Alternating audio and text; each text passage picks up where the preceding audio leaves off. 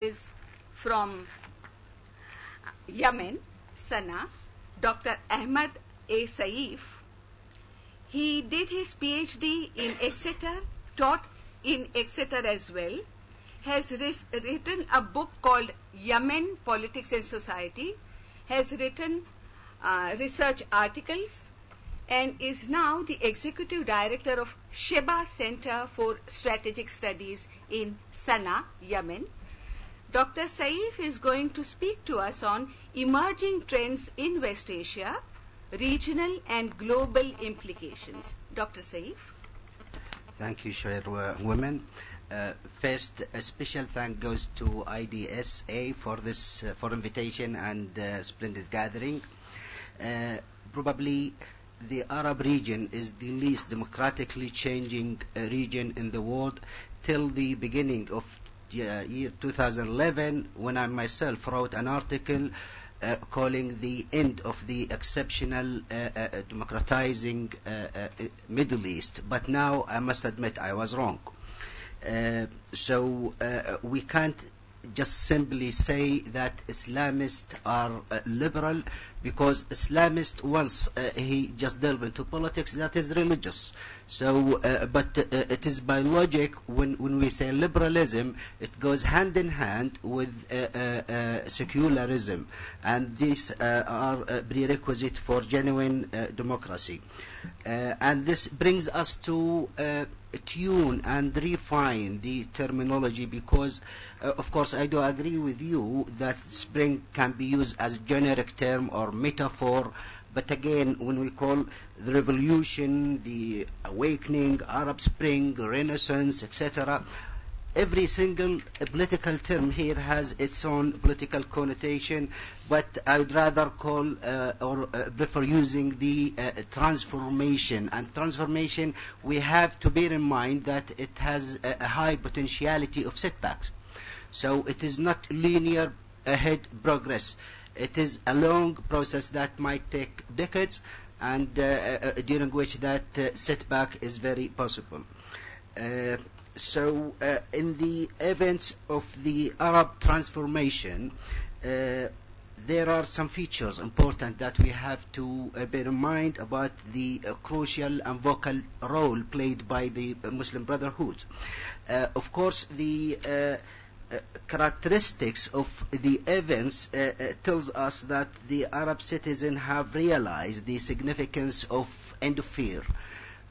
So the fear of that the despotic regime or policing regime has over, but we still have to remain in mind that the preconditions that allowed the people to spill over into street during the 2011 and 12 might not be repeated over.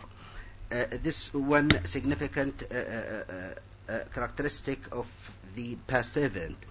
Also, the second is that the accumulation nature of the protesting people. If the people spilled over into street today of 200 people, tomorrow there will be 1,000, and accumulation goes on and on. The third one is the absence of charismatic leader, absence of ideology, absence of the political party. But this is misleading, especially for political parties, because the first glance tells us, well, there is no single party dominates the events.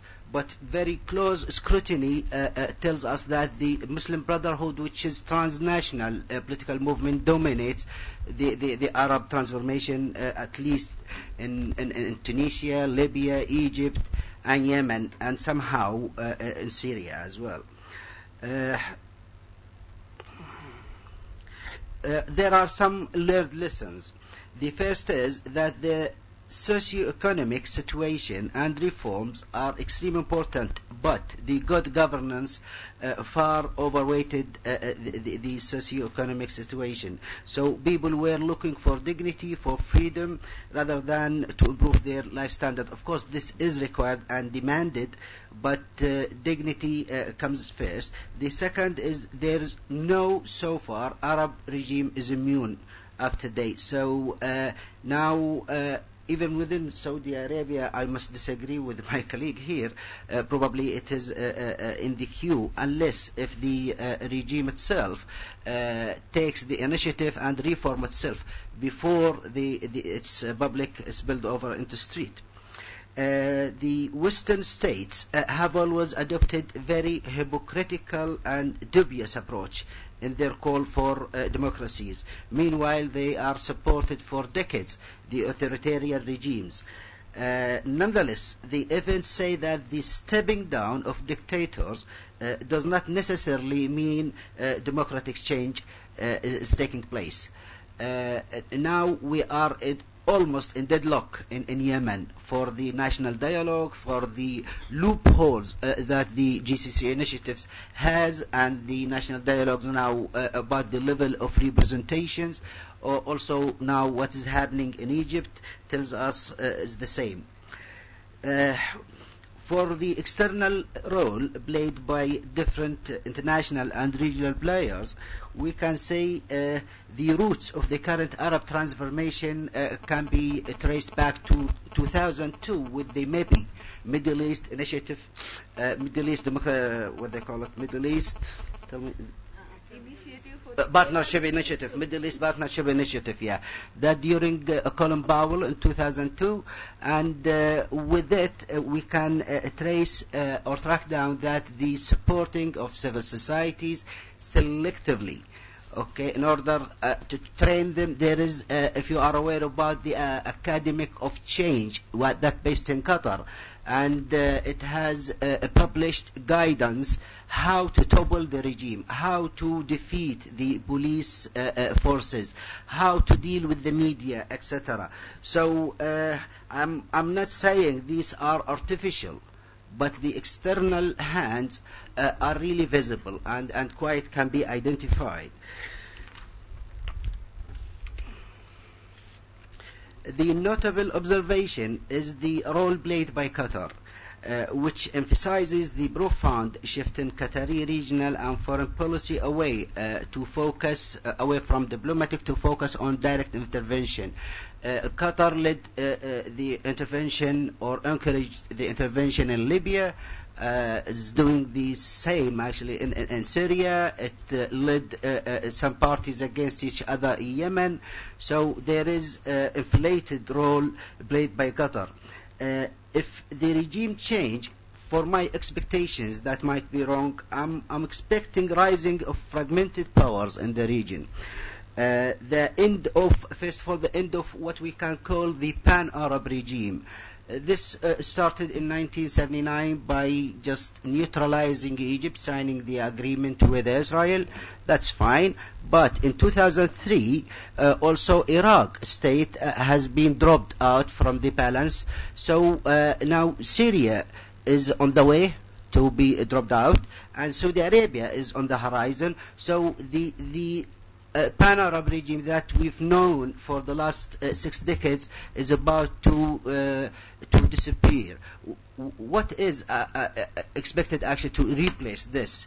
If the Iranian nuclear file is being sorted out, and I do believe it might be acquired know-how without having the nuclear weapon, so will be tripartite coalition will be converged, made of Iran, Turkey and Israel under the umbrella of the US in order to administer the region.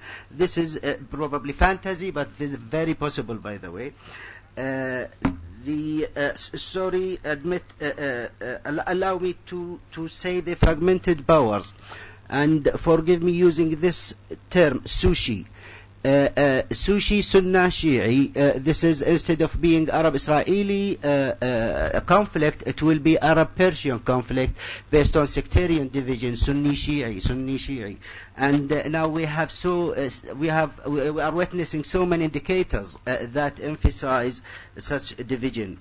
Last year I was at Wilton Park, and I participated with other scholars, and we have come with potential scenarios. I'll mention them, just enumerate them. I'm not going to talk about them in details, from the most likely to the least likely. The first is the Mideast mosaic. The second scenario is the Arab Spring on steroids. The third one, things fall apart. Fourth is redrawing the territorial borders. Five, resurgence of authoritarianism, and this is what we call about setbacks, the potentiality of it. The last one, which is the least as well, is federated Sunni Caliphate. Now, what the implication, regional and international implications of such events, of the long transformation? The first is on the precisely Qatar and other GCC countries, and as Atul rightly points out about how powerful the media is.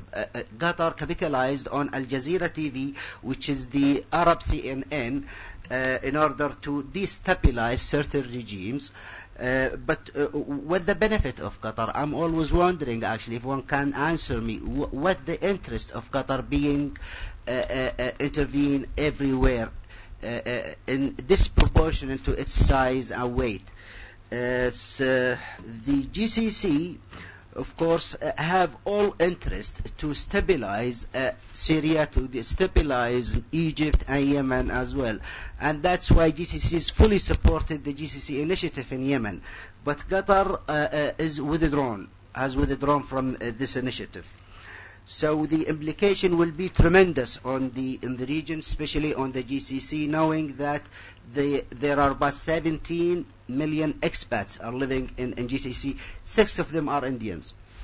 For the non-state actors, Hezbollah and Hamas. Surprisingly, Hamas is benefiting while Hezbollah is losing by the events taking place in Syria. So those are the non-state actors. Israel will be highly insecure in unexpected or unpredicted events that might come up with what's happening now in Egypt and what will be ended up in Syria. So Israel has to redefine its security and perception for security. And this is a great impact that has to be considered. Shall I go on? Thanks. For Turkey tends to be among the great winners in the region, and the policy of zero problems with neighbors tends to be very beneficial for Turkey. But now it is not zero problem. It has that big problems with Syria, has big problem with Iraq and Iran as well. So that a new approach has been adopted by Turkish regime, and now there is very harsh competition, not only Turkey and Iran, but even with Saudi Arabia, because Saudi Arabia is perceived the Turkish intervention is decreasing its influence, which is a perennial policy adopted by Saudi Arabia, and it's always look eastward to compete Iran, but now it has to look northward to compete Turkey as well. To the best of my knowledge, Saudi Arabia was oversensitive from the Turkish help or intervention in Yemeni affairs. There was several attempts to reconcile between the regime and Houthis in the north. Iran, the Arab transformation brought opportunities and challenges. Opportunity because it's benefiting from losing of other regimes such as Mubarak and decreasing the influence of Saudi Arabia. But now it is challenging Iran in what's happening in Syria and losing the potential losing of its allies, Assad regime, and will be followed by Hezbollah if that escalated. For India have a very great heavy stake in the stability of the region, particularly in the stability of the Arab Gulf and Gulf of Aden, knowing that India is it will turn now it is and will turn into among the biggest oil consumer, knowing that 3 million barrels of oil is passing through the Bab al-Mandab Strait and Strait of Hormuz, knowing how many millions of Indian expats are working in the region. This region is highly volatile. It's full of failing state, full of terrorism, etc. So India has very big stake in order to stabilize the region and to keep a very close eye on. the U.S. I presume the course of direction of the offense has been deviated from what was expected by the policymakers in the U.S. Now, if these regimes have been smoothly replaced by liberal, okay, I would say that this is good outcome, but or even with the tamed Muslim Brotherhood, that's again is acceptable and it's fine. But do we guarantee the course of direction wouldn't be going wrong way? To be extremist dominated the scene in either in Egypt, key states similar to Egypt or to Syria, now arming the Free Syrian Army, which is made of so many contradicted jihadists, etc. So we can't guarantee what is coming out. Even in Yemen, if the country is fragmented or fall into chaos and uncontrollable course of direction, this will be totally against the Western interest and the total international community interest. I'll conclude. I'll leave the spare time for discussion, but before finishing, I would say the imaginary or imagery isn't just premature, but also misleading. So we have to be very, very careful approaching these issues. Thanks a lot.